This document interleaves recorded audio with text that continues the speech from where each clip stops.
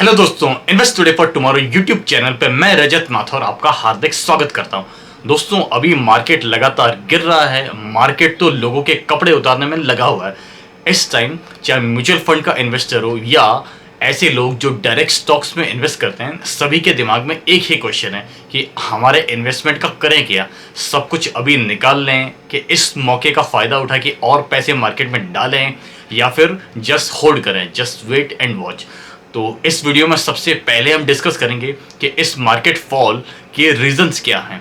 Then उसके बाद discuss करेंगे कि ट्रेडर्स को क्या करना चाहिए, और फाइनली डिस्कस करेंगे कि लॉन्ग टर्म इन्वेस्टर्स को इस मार्केट फॉल में क्या करना चाहिए। तो चलिए शुरू करते हैं। दोस्तों, सबसे पहले डिस्कस करते हैं इस मार्केट फॉल के कारण। तो सबसे पहला कारण है दैट इज लिक्विडिटी। दोस्तों, जब 2020 में कोरोना का कांड चालू हुआ था, जो कि चाइना से चालू हुआ था, तो दुनिया भर की इकोनॉमीज गिर रही थी। तो अमेरिका ने और यूरोपियन देशों ने क्या किया, बहुत सारी करेंसी प्रिंट करना चालू किया। स्पेशली अमेरिका ने, वहाँ के सेंट्रल बैंक ने बहुत सारे डॉलर्स को प्रिंट किया। तो जब इतने सारे डॉलर्स एक साथ प्रिंट कर दिए तो हुआ क्या, मार्केट में लिक्विडिटी बहुत ज़्यादा हो गई। जो इन्वेस्टर्स थे या जो ट्रेडर्स थे, उनके लिए मनी लेना बहुत ही आसान हो गया। इसको मैं एक सिंपल से एग्जांपल से समझाता हूँ। अभी अगर आप पर्सनल लोन लेने जाते हैं तो उसका इंटरेस्ट लेट से 12% या 13% होता है। तो आपको वो लोन लेने में थोड़ा प्रॉब्लम होती है। आप देखते हैं अरे यार, इंटरेस्ट बहुत ज़्यादा है, और स्पेशली इसको ट्रेडिंग के लिए लेना, या ये तो कौन प्रेफर करेगा, इसको रहने ही दो। अब मैं आपको कहता हूँ कि आपको वही पर्सनल लोन 1% या 2% के रेट से मिल रहा है, तो आप खुशी खुशी उसको ले लोगे। उसको लेके आप बहुत सारा काम कर सकते हो और शायद कहीं इन्वेस्ट भी कर सकते हो। आपको कोई ज़्यादा प्रॉब्लम नहीं हुआ, आपको कोई बहुत ज़्यादा प्रॉब्लम नहीं होगी, क्योंकि 1% 2% इंटरेस्ट बिल्कुल नेग्लिजिबल है। तो यही हाल दोस्तों अमेरिका में है। वहाँ पे जो लोन है बहुत ज़्यादा सस्ता हो गया है, तो इसलिए लोग आराम से उस लिक्विडिटी को ले रहे हैं और दुनिया भर के स्टॉक मार्केट में इन्वेस्ट कर रहे हैं। तो जो आप दुनिया भर के स्टॉक मार्केट में बूम देख रहे हैं, वो मेनली इसी अमेरिकन डॉलर का इम्पैक्ट है।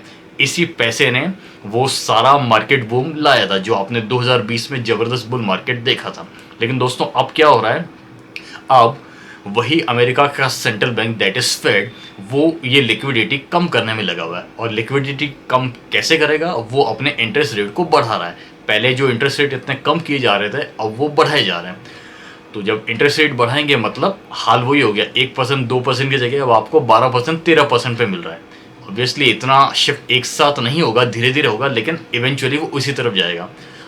इससे जो भी इन्वेस्टर्स है या जो भी बड़े पेंशन फंड्स हैं, उनको ऐसा लगता है कि हाँ, अब हमारा मनी सप्लाई थोड़ा सा रुक गया है। तो वो लोग क्या करते हैं, पूरी दुनिया से अपना पैसा वापस निकालना चाहते हैं, क्योंकि अब वो एक्चुअली प्रॉफिट बुकिंग में लगे हुए हैं। अब उनको इतना सस्ता कर्ज मिल नहीं रहा।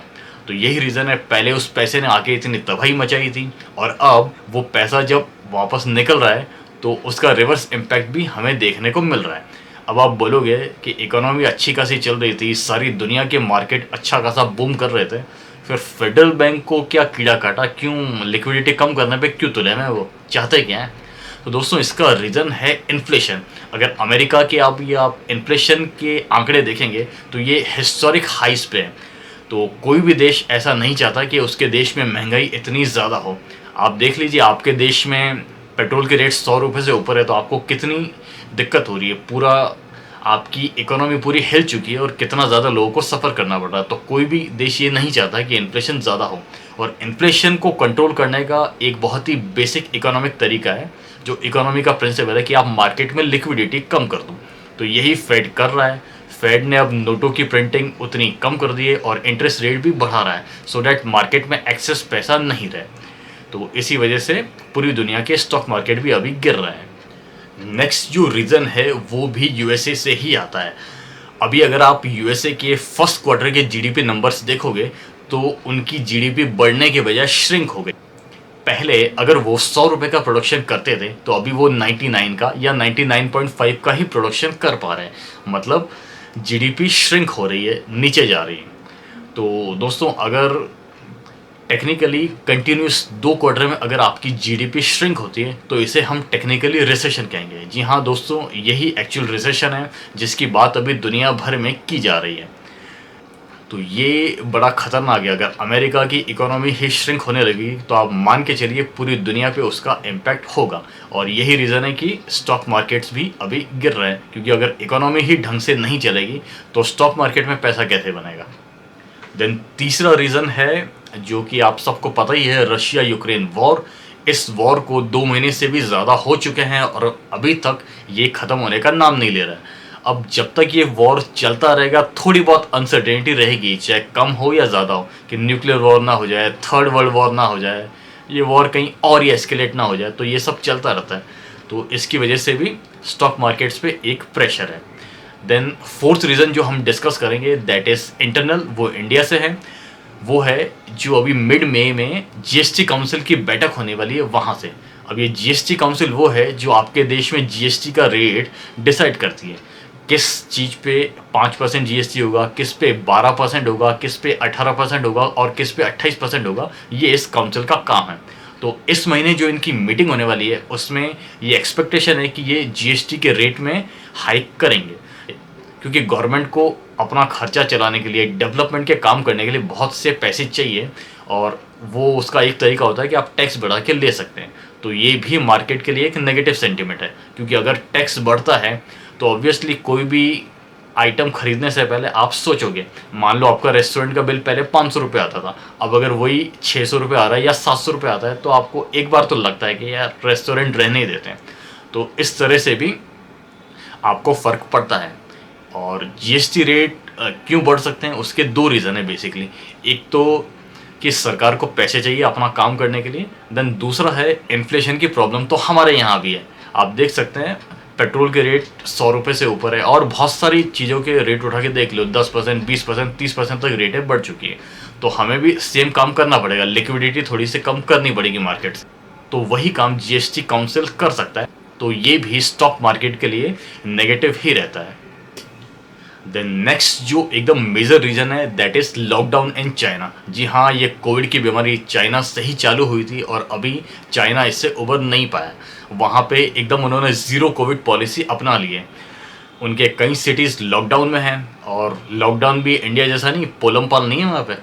वहाँ पे एकदम आप बहुत सारे वीडियोस देख पाएंगे, एकदम लोग बिल्डिंगों से चिल्ला रहे हैं, लिटरली कई लोग परेशान हो गए, बिल्डिंगों से कूद पड़े। इवन कई बार गवर्नमेंट ने उनको बोला है कि आप एक टाइम में खाओ लेकिन बाहर मत निकलो, इतना सख्त लॉकडाउन है। अब जब इतना सख्त लॉकडाउन होगा तो वहाँ पे प्रोडक्शन तो बिल्कुल बंद है, तो सप्लाईज पे तो इम्पैक्ट पड़ेगा। तो उसी का इम्पैक्ट आपको पूरी दुनिया में दिख रहा है। एक अगर आपको बहुत कॉमन प्रॉब्लम बताऊँ जो इसकी वजह से आई है दैट इज़ चिप शॉर्टेज। तो जब प्रोडक्शन चिप का इतना कम होगा तो चिप शॉर्टेज तो होगी।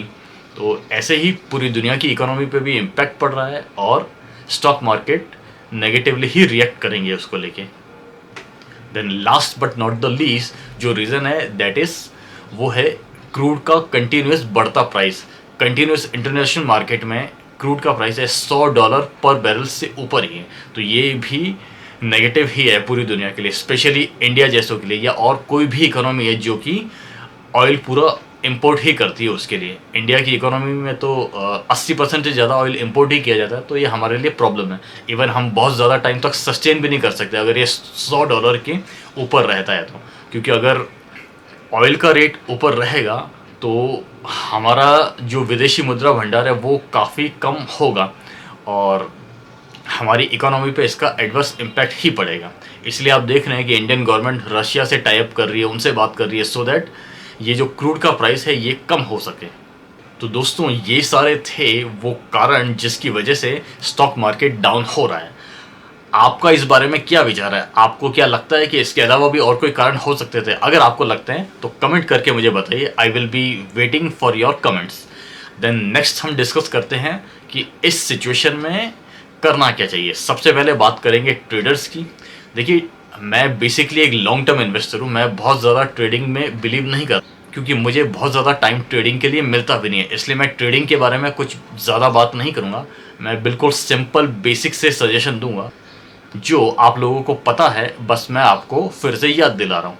सबसे पहला सजेशन, अगर आप एक एक्सपीरियंस ट्रेडर हैं तो आपको पता है कि this is part and parcel of game. Market ऐसा ही चलता है, ऊपर नीचे चलता रहता है। इवन अगर वॉलेटाइल ज़्यादा है तो ट्रेडर्स के लिए एक मौका भी होता है पैसे बनाने का। स्पेशली मैं बहुत सारे लोगों को जानता हूँ जो मार्केट ऊपर गिरने के बजाय नीचे गिरने में ज़्यादा पैसे बनाते हैं, शॉर्ट करके ज़्यादा पैसा बनाते हैं, क्योंकि मार्केट ऊपर धीरे धीरे जाता है और तेज़ी से बहुत नीचे आता है। तो ये ट्रेडर्स के लिए है। देन अगर बात करें ट्रेडर्स और क्या कर सकते हैं, तो सिंपल अपने रूल्स को फॉलो कीजिए, स्टॉप लॉस को फॉलो कीजिए, जो आपका सिस्टम कहता है वही कीजिए। देन नेक्स्ट थिंग आप जो कर सकते हैं दैट इज़ क्वांटिटीज़ को कंट्रोल में रखिए, और उधार लेके तो बिल्कुल भी काम मत कीजिए। देन और आप क्या कर सकते हैं, ओवरनाइट पोजीशन घर ले जाने की कोशिश मत कीजिए, क्योंकि अगले दिन गैप अप या गैप डाउन ओपन होगा तो आपको प्रॉब्लम हो सकती है। Then last but not the least thing, अगर पॉसिबल है थोड़े टाइम मार्केट को छोड़ सकते हैं तो छोड़ दीजिए, आप अपने किसी और बिजनेस में किसी और काम में अपना ध्यान लगा सकते हैं, तो it will be beneficial for you. Then अब बात करते हैं कि लॉन्ग टर्म इन्वेस्टर्स को क्या करना चाहिए। तो लॉन्ग टर्म इन्वेस्टर्स के लिए तो हमेशा वाला वही बोरिंग वाला काम है। अगर आपको उस पैसे की ज़रूरत अगले 5 साल या 10 साल तक नहीं है तो आपको टेंशन लेने की ज़रूरत नहीं है, अपने इन्वेस्टमेंट को बेचने की ज़रूरत बिल्कुल भी नहीं है। इवन जब आपको सस्ते रेट पे कोई शेयर मिल रहा है तो आपको उसमें और इन्वेस्ट ही करना चाहिए। आज मार्केट की जो भी हालत है 16,000 से नीचे है, तो आप अपना 10% या 20% और पैसा इसमें डाल सकते हैं। अगर मार्केट और गिरता है तो ये आपके लिए और अपॉर्चुनिटी, आपको और सस्ते में स्टॉक्स खरीदने का मौका मिलेगा, तो आप इसका पूरा फ़ायदा उठा सकते हैं। अगर आप 5 साल या 10 साल के लिए बात कर रहे हैं तो ये छोटे मोटे झटकों से आपको फ़र्क पड़ना ही नहीं चाहिए। आपको अपने दिमाग में अच्छी तरह बैठा लेना चाहिए कि अगर आपको स्टॉक मार्केट से पैसे कमाना है तो थोड़ा पेन तो झेलना पड़ेगा, इतनी आसानी से यहाँ पैसे नहीं मिलते। ये आपका टेस्टिंग टाइम है, अगर इसमें सक्सेस हो जाओगे तो 5 साल या 10 साल बाद इस वीडियो को याद कर लेना और मुझे भी याद कर लेना, इतना पैसा बनेगा। देन लॉन्ग टर्म इन्वेस्टर्स की बात करते हैं जिन्होंने लॉन्ग टर्म इन्वेस्टमेंट किया था बट उनका गोल अब समहाउ नज़दीक आ रहा है अगले 6 महीने में या 1 साल में। तो आपके लिए सजेशन यही है कि आप सिस्टमेटिक विड्रॉल अपना चालू कर दीजिए, सो दैट आप वो वॉलेटिलिटी से बच सकते हैं, क्योंकि अगले कुछ महीनों में मार्केट में क्या होगा ये किसी को नहीं पता। बहुत तेज़ी से नीचे जाएगा या हो सकता है रिकवर करके ऊपर आ जाए, ये किसी को नहीं पता। तो बेटर है कि आप अपना इन्वेस्टमेंट सिस्टमेटिकली निकालना चालू कीजिए। ऐसा नहीं कि एक बटन दबाए और एक ही दिन में सारा इन्वेस्टमेंट निकाल दिया, वो मत करो, सिस्टमेटिक निकालो, सो दैट आपका पैसा सेफ रहेगा। तो दोस्तों फिलहाल इस वीडियो में इतना ही। वीडियो कैसा लगा, इन्फॉर्मेटिव लगा कि नहीं, वो कमेंट करके ज़रूर बताइएगा। और इस मार्केट फॉल में आप क्या कर रहे हैं, आप कैसे अपने माइंड को कंट्रोल कर रहे हैं, कैसे ट्रेडिंग कर रहे हैं, इन्वेस्टमेंट कर रहे हैं, कमेंट करके बताइएगा। मैं आपके कमेंट्स ज़रूर पढ़ना चाहूँगा। तो दोस्तों फिलहाल इस वीडियो में इतना ही। देखने के लिए आपका बहुत बहुत धन्यवाद। अगर ऐसे इन्फॉर्मेटिव वीडियो और चाहते हैं तो चैनल को सब्सक्राइब कीजिए और बेल आइकन दबा दीजिए, और अगर वीडियो पसंद आया तो लाइक किए बिना मत जाइएगा। Thank you.